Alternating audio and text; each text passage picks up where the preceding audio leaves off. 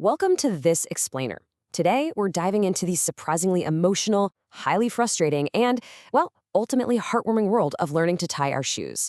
It's a rite of passage, right? Almost every single one of us goes through it.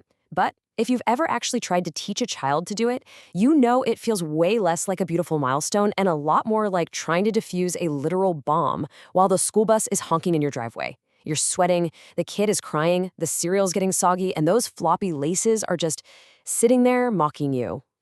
And honestly, there's a good reason for the struggle. Believe it or not, the simple act of tying a shoe, it involves 26 distinct micro movements. 26. When you stop and break down all the pinching, the looping, crossing, tucking, and pulling, it makes total sense why these morning meltdowns are happening in households everywhere.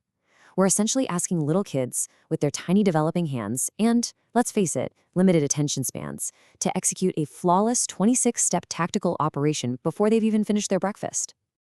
And the reality in classrooms is just as messy. Take this quote, for example. "You won't have to postpone a lesson to show Timmy how to tie his pea-soaked shoelaces for the 30th time that day." Yeah, any parent or teacher knows this hilarious, deeply gross, and completely universal struggle all too well. Educators are literally losing their minds and their precious instructional time, bending over to tie wet, mystery liquid-soaked shoelaces over and over again. It's a daily, frankly unsanitary battle that tests the patience of even the most saintly kindergarten teachers. This daily nightmare usually ends in tears. Tears of frustration for the kids who just want to go out and play, and overwhelming stress for the adults frantically trying to get them out the door. Just think about the heavy sighs, that sheer defeat, that moment you just give up and violently shove their foot into the shoe just so you don't miss the bus. It's a high-pressure ordeal that leaves absolutely everyone feeling like they've failed before the day has even started. Which brings us to Section 1, the Velcro Effect, convenience versus skill. So why is there a growing skill lag in school-age children today? Well, because we've increasingly bypassed laces altogether to just avoid that morning chaos, right? We're now seeing a massive skill lag. It's gotten to the point where grizzled, clipboard-wielding middle school athletic coaches are actually having to get down on their knees and tie shoes for preteens. No way, right? But it's true. Because we opted for slip-ons and easy closures when they were toddlers, 12 and 13-year-olds are showing up to sports practices completely unable to secure their own cleats. We essentially made a massive societal trade-off here. We traded the glorious lifelong mastery of tying laces, which, by the way, builds genuine independence, for the quick, cheap convenience of hook and loop fasteners like Velcro. Sure, skipping the laces completely solves the immediate panic-inducing problem of getting shoes on so you can rush out the door, but it entirely skips a really vital developmental milestone in a child's life. And skipping that milestone, it comes with a hidden, heavy cost. See, tying shoes is one of the very first times a child practices asymmetrical bilateral coordination. I know, it's a fancy way of describing the ability to use both hands to execute different synchronized actions at the exact same time. Basically, it's the childhood equivalent of trying to pat your head and rub your belly while riding a unicycle. By avoiding laces, we're accidentally robbing kids of developing this crucial neurological foundation. And they desperately need that foundation for other critical life skills, like handwriting, using scissors, or manipulating complex tools. Okay, Section 2, a teacher's clever solution. Enter our underdog hero, Bobby Morong. He's a veteran special education and physical education teacher from the Boston area. Bobby spent 20 years in the trenches, dealing with this exact, exhausting shoelace problem every single day. He noticed that his academically capable students, particularly those with autism, were really struggling with the practical skill of managing their laces. Now, it wasn't an intelligence issue. It was a structural and motor planning issue. So, acting kind of like the mad scientist of the special ed world, Bobby started hacking together solutions right there in his classroom lab. He started using two-colored shoelaces to simplify his instructions. Instead of saying confusing things like left and right, he could just say, "Cross the blue over the red." Then the plot thickened in a beautifully unexpected way.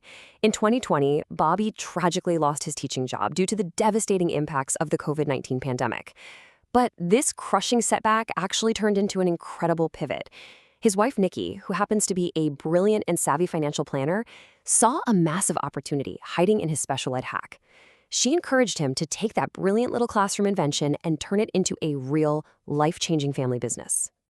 And that is exactly how Training Ties was born. This brightly colored, undeniably genius little device is proudly made right here in the USA from waterproof vegan leather. It's a completely revolutionary way to look at footwear. No more soaked laces, no more screaming matches in the hallway. Just a simple, durable tool designed to tackle one of childhood's most frustrating hurdles head-on.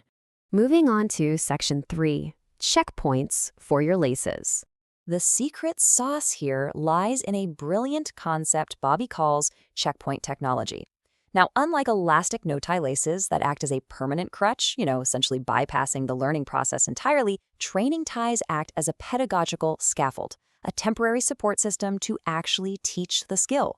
They are literally training wheels for your sneakers. You use them to learn the balance and the mechanics, and eventually, you just don't need them anymore.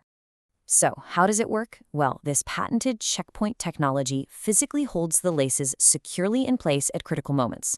First, it locks in the base knot. Then it holds that famously floppy bunny ear completely steady. This means a child can physically let go of the lace, take a deep, calming breath, think about their next move, and, crucially, not watch their knot completely fall apart before their eyes. It essentially creates save points exactly like a video game. If they mess up step 3, they don't have to restart the entire frustrating level.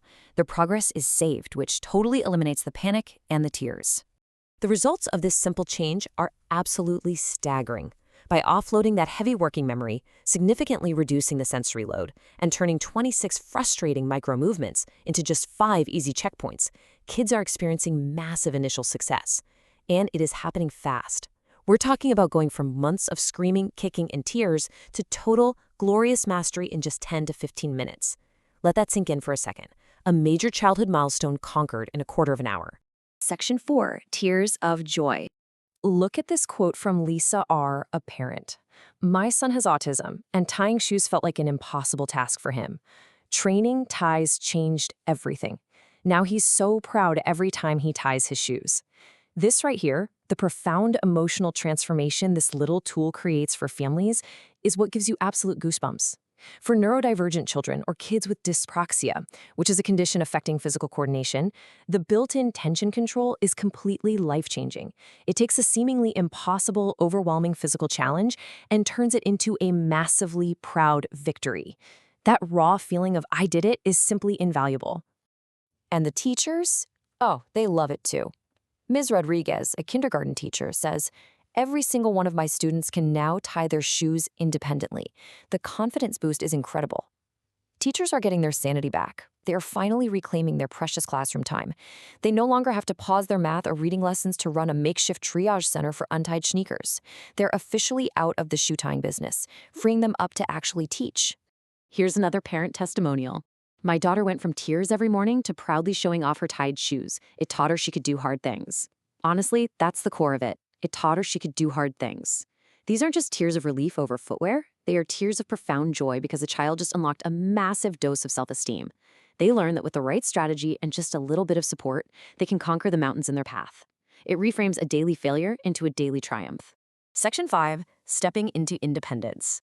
So what's the big takeaway here? Mastering the simple loop and pull does so much more than just keep their sneakers from flying off on the playground. It actively builds those critical fine motor skills. It fosters true independence. It teaches our kids frustration tolerance, allowing them to delay gratification and build a resilient growth mindset that is going to serve them for the rest of their entire lives. Oh, and as a fantastic, totally practical bonus, it actually keeps the laces tied all day long. It is definitely time to say no to Velcro and yes to true independence. This brilliant little invention shows us a really powerful philosophy. We don't always need to completely eliminate a hurdle by replacing it with sheer, cheap convenience. Actually, scratch that. Sometimes we don't need to lower the hurdle at all. We just need to provide our kids with the right ladder so they can climb over it themselves. Which leaves us with a pretty fascinating thought. If a clever little checkpoint can conquer the impossible shoelace, what other childhood struggles are just waiting for the right pair of training wheels? It really is inspiring to wonder how many other frustrating, explosive daily battles could be entirely transformed into moments of deep pride and self-worth, with just a little bit of structural empathy. Thank you for joining me on this explainer. Here's to helping the next generation step confidently into the world and tie their own shoes one bunny ear at a time. Keep learning.